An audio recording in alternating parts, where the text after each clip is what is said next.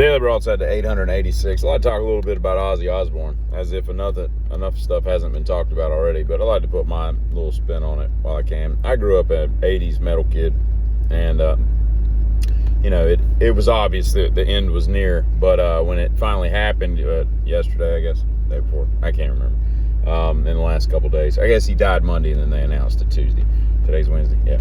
And my thoughts were, the more I thought about it, I was like, this is really this might be, for me personally, the most impactful death that I've ever dealt with, you know what I mean? And what I mean by that is, somebody that, was a big influence on me and just somebody I loved, growing up. People have their Mickey Mantles, and I have all the metal people that I grew up, idolizing, for lack of a better term. I mean, I was the kid that, we would write Ozzy on our knuckles in middle school, and he was written on all your notebooks and all that stuff. And I mean, you just couldn't get enough of Metal Edge and Circus magazines. And I mean, it's everything you could get your hands on, because the internet didn't exist, and it was all, CDs had just come out. And so, I mean, it was just a world to be ensconced in. And I mean, the dude put out so much cool stuff, Master of Reality and Sabbath, Bloody Sabbath, and Volume 4, and No Rest for the Wicked is probably my favorite album by him. I fell in love with Randy Rhoads in that era. Jakey Lee, Randy Castillo. Yes, all the dudes that he had. Gus G, Joe Holmes, Zach, just some amazing players. Steve Vai, Jason Newsted. He just played with everybody. Post Malone, Infectious Grooves. I mean, he was so prolific with what he did, and he was such an influential thing in metal. It's almost like Michael Jackson dying in pop, or Elvis dying in rockabilly. Like that is Ozzy. I mean, he's up there. He is like the peak. And I can't think of somebody that would die next, other than like James Hetfield from Metallica, that would be more important to the whole world of metal. It's just kind of crazy. I learned how to play guitar to Ride the Lightning and the tribute album. I mean, I wore those tablature copies out.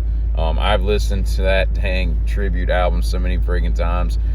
It's insane, and I still learn nuances of like Randy's playing and the beauty of it. But what I love about Ozzy is, at first glance, you think he's not that good of a singer, but then then other times you're like, he's an amazing singer, but he's so unique. He's just got such a weird voice, yet it works, And I mean, he's got some brilliant songs that are, and it's beyond just Mama, I'm Coming Home and, Road to Nowhere and stuff. I mean, there's just some Revelation Mother Earth and Junior's Eyes and, Snowblind. There's just so many cool stuff.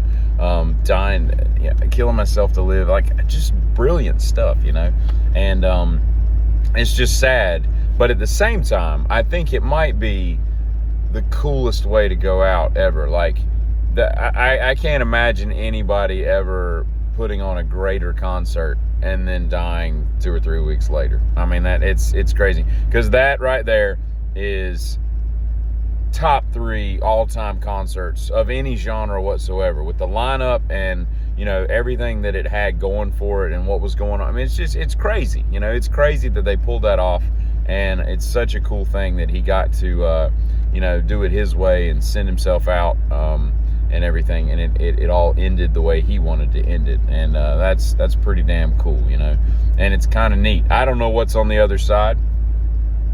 Nobody does. That's the weird part. But if there's a heaven or an afterlife or whatever there is, it would be kind of cool if all those people are reunited. Castillo, Rhodes, the Darrell brothers, all that stuff. Ozzy's music to me was just it was a gateway to what became heavier stuff and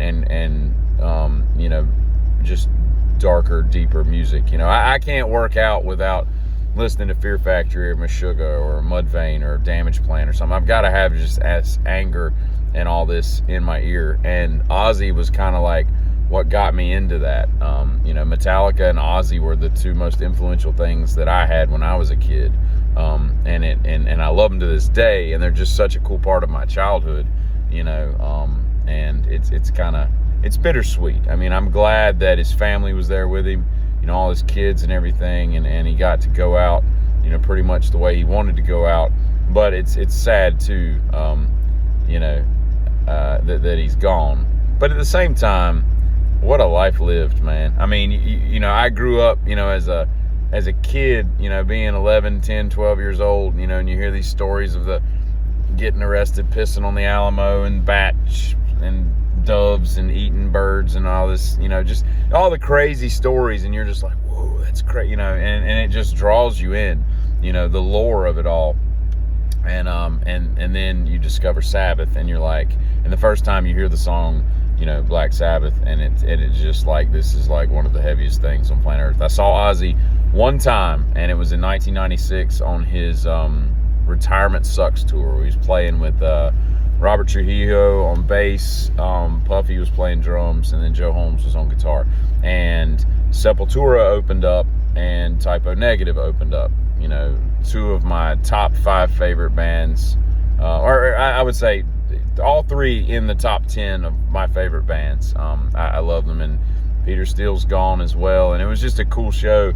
And I was glad I got to see him. He had that weird, like, which blew your mind at the time. There's like a little movie at the beginning where he's in the Forrest Gump movie and all this stuff, and it was just, Ozzy always just did cool stuff. You know, he's a funny dude, but he seemed like such a sweet guy as well. I mean, I watched the Osbourne show when it came out, just because I was enthralled with that world. It was just a neat look inside, you know, behind the curtain and all. And he just seemed like such a great dude, you know, not always the brightest guy in terms of decision making, but at the same time, you could also argue that he made some brilliant decisions along the way.